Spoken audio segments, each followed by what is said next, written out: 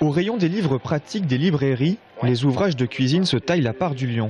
Certains éditeurs se spécialisent dans un marché ultra concurrentiel. Et chaque maison essaye d'attirer des cuisiniers connus. C'est aussi un plus d'avoir du grand nom. Je prends l'exemple du Michalak, du Carnet de Julie, dans le sens où c'est vraiment des recettes pareil, accessibles pour tout le monde. Donc c'est plutôt intéressant aussi pour nous. Mais pour aller peut-être un peu plus loin, certains écrivent sur les racines de la cuisine, le produit. Xavier Mathias est un agriculteur bio qui échange parfois son râteau contre son stylo. Dans ses livres, il raconte les légumes originaux qu'il produit et qu'il cuisine aussi.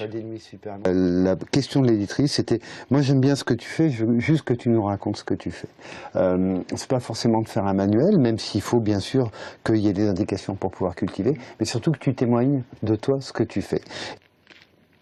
À Chédigny, Xavier expérimente, recherche. Poire de terre ou capucine tubéreuse, il sait que les fruits et légumes qu'il cultive se mangent, reste parfois à savoir comment. Ça c'est un concombre. Et c'est un concombre qui sait se défendre. Hein.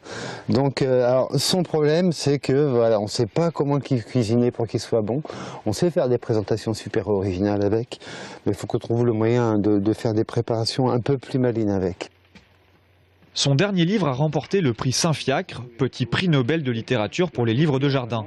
Dimanche, au Salon du livre gastronomique de Tours, Xavier dédicacera son livre tout en présentant quelques-uns de ses légumes préférés.